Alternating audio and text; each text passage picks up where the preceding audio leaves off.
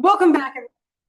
New movie spoiler review here at Max Talks Movies. My name is Max Dinnenberg. Today I am breaking down the new MCU film Thunderbolts, which just hit theaters on May the 2nd, 2025. We're going to break down the movie, go full spoiler thoughts, break down the mid and post credit scenes and things of that nature. So if you're new to the channel, excuse me, please hit that subscribe button and ring that bell for notifications. I do movie and TV show reviews, out-of-theater reactions, box office breakdown shows, as well as movie franchise rankings, which will include a ranking of all the Phase 5 MCU movies, which will be coming out this week because this is the final film in Marvel Phase 5. So we'll rank those videos. So if you like any one of those things, this is the channel for you. I post videos every day, so please subscribe and ring the bell. Comment down below. What were your thoughts on Thunderbolts? Did you like it? Did you not like it? Are you excited that they are the new Avengers? And what are your thoughts on the big post-credit scene? What was your theater reaction? I love talking with you guys, so please hit me up in the comment section. I'll respond very quickly. And also, guys, please hit that thumbs up button.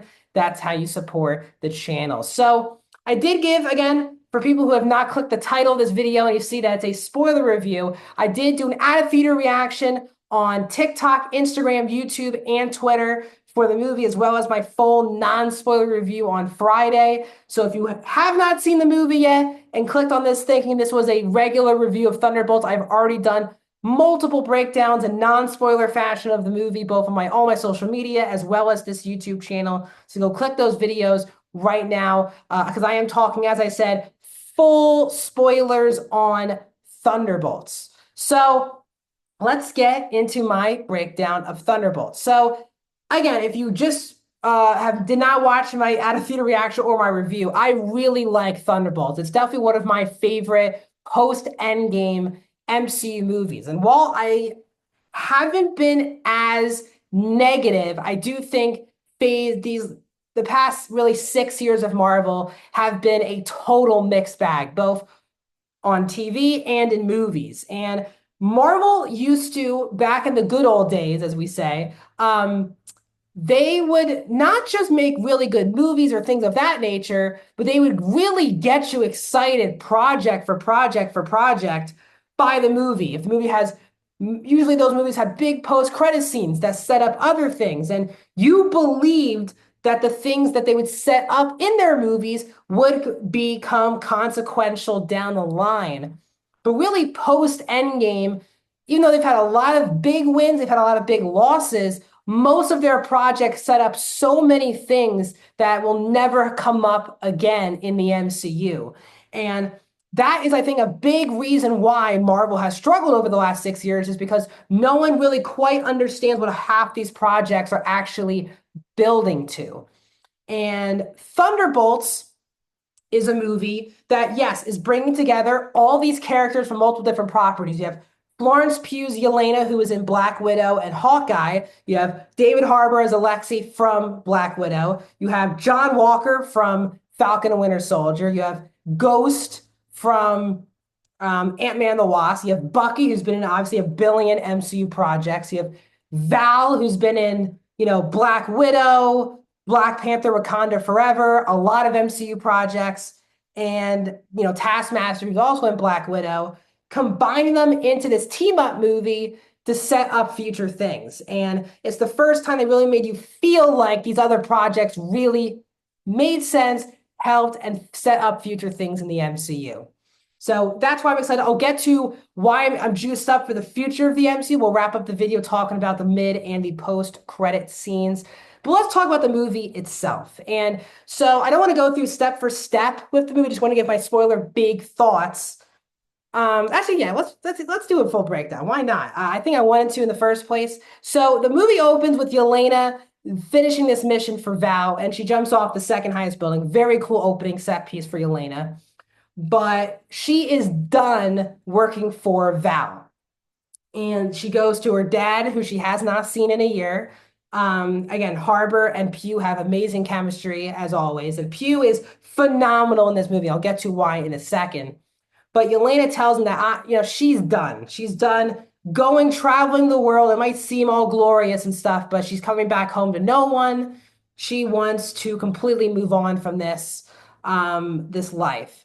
And at the same time, Val is being impeached by the US government. And she brings up the fact that there is no more Avengers to save the day. We need to there's other people and worlds out there that are more powerful and have more things they can do that overpower us. We need to kind of defend ourselves somehow. But as she's doing this, she's trying to scrap all of these breadcrumbs that could get her impeached. And that is where um, this whole mission of the Thunderbolts comes about, which is that she is the one who hired Ghost, Taskmaster, Yelena, and John Walker to go to the compound and to kill each other without them knowing it. And Val's doing that. She gets rid of, it's kind of the last compound that will get rid of all of her stuff, and she can not get impeached and keep doing her very shady doings. Bucky is investigating this because now Bucky is a congressman. I will say for the MCU in universe, it just doesn't make a lot of sense that Thunderbolt Ross was elected president and that Bucky could be a congressman. I broke down a little bit how stupid it was that Ross could be the president of the United States in this world.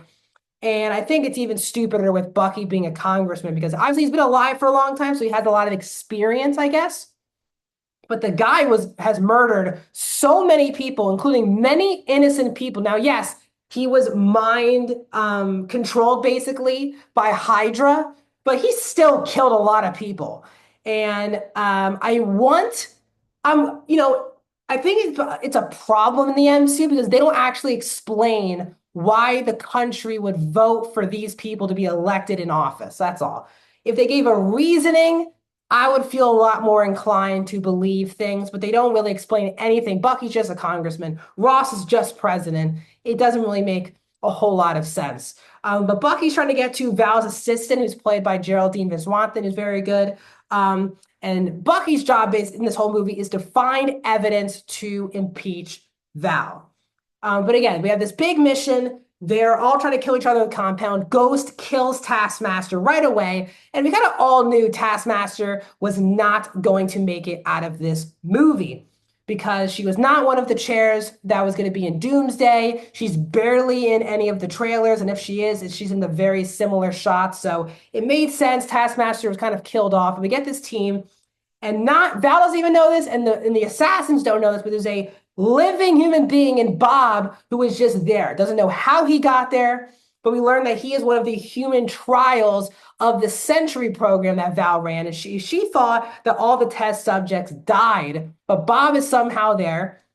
They escape, and Bob begins to build a rapport with Yelena. They have a lot of clearly similarities of loneliness, some mental health problems, and things of that nature. So that was very interesting. Then we have Bob basically when he touched people in this episode, in this movie, he would like grab Yelena, took Yelena to a really bad memory, which when she got her basically her first kill. She was a kid. She set up her friend to get viciously killed. And then Bob also touches John Walker, and we see that he's like trying to watch his baby, but he's really much on his phone, seeing how much the people are making fun of him as Captain America. And we learn also in this movie that his wife and his kid leave him in this film. So a lot of people feeling very lonely, very much on an island. So they escape, but Bob is shown his full potential. He gets shot a billion times and he is still alive. It lets Yelena, Ghost, and John escape.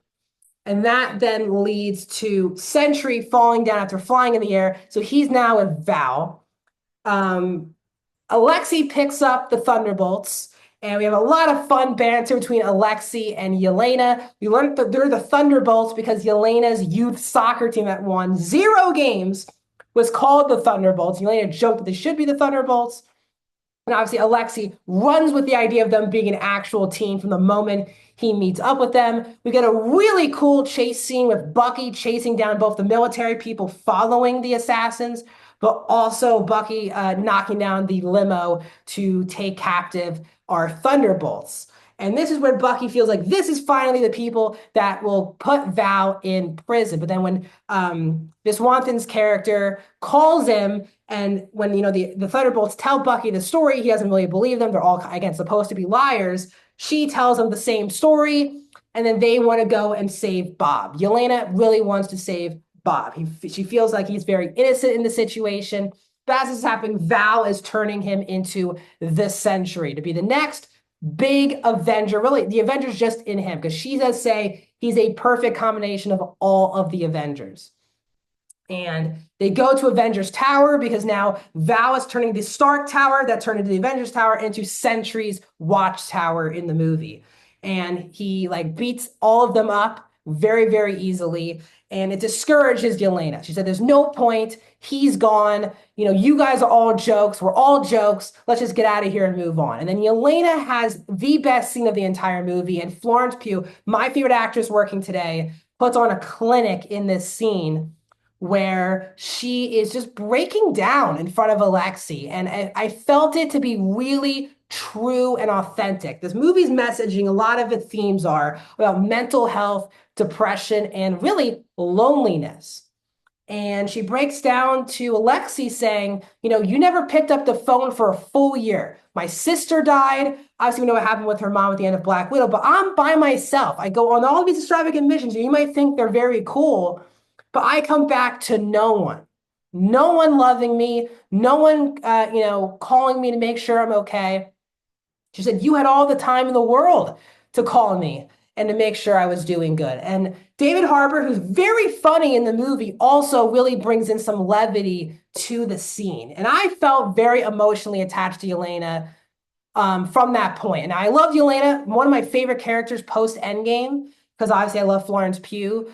But you can really feel the emotion coming out of her. And it was a really moving scene. Then Sentry turns into like that Void character where he puts everyone in their worst nightmare situations. Yelena lets herself be taken so she can battle her demons. Everyone tries to help Bob battle his demons, which was the Sentry towards the end. They save Bob, who was trying to beat up himself. It was a very much Mysterio-like situation, except in Spider-Man Far From Home, Mysterio was setting Spider-Man up to be in these fantasy-like situations, Iron Man's grave and Iron Man coming out of the grave, fantasy situations. These were situations that were real.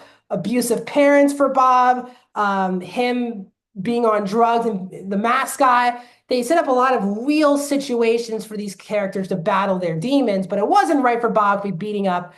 That doesn't really help anyone when he's beating up the Void character. So they save Bob, they save the day. They feel like they are going to arrest Val. And as they're walking through, Val walks through a curtain. They walk through a curtain with them. And that is when Val announces that they are the new Avengers. They're not the Thunderbolts. That's why there's the, what do you call it? Not the hashtag, but the asterisk next to Thunderbolts is because they are the new Avengers, not just the Avengers, the new Avengers.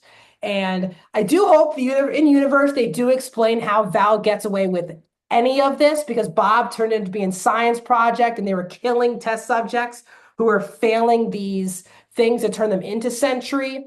Val cannot get away with this. So hopefully they explain in universe how Val either gets away with this or ultimately gets caught in the end. But the movie ends with the title card, The New Avengers. We get a fun mid-credit scene with Alexei and this fan who, as he's trying to promote the cereal.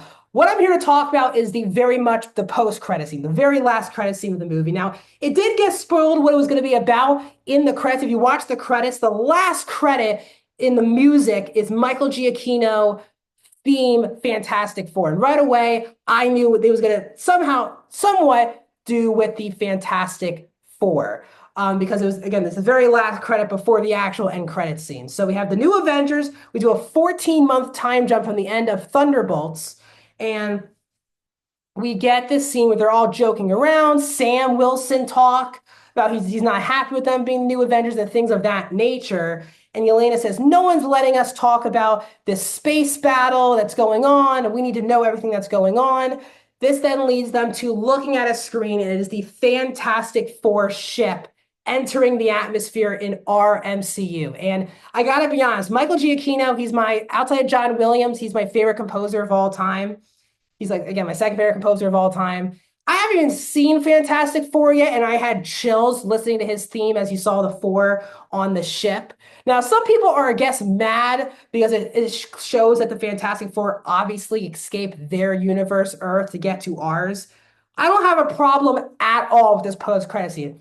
Is this now? People are saying this is one of the greatest end credit scenes the MCU has done. I don't think that's the case, but it feels like a great post-credit scene also because most, as I said, these MCU projects have post-credit scenes that set up things that we've never gone back to ever again. If it was Harry Styles as Thanos' brother in the post-credit scene of Eternals, if it was Moon Knight, we haven't had a hint of him coming back in the MCU. If it was Hulkling in the post-credit scene of She-Hulk, there's so many things that have been set up throughout the MCU post-Endgame that just have never been touched on since. And it makes you not excited for the projects because you think they're setting up things that never get touched on again. And it made you, as fans, not understand which project, which characters are important.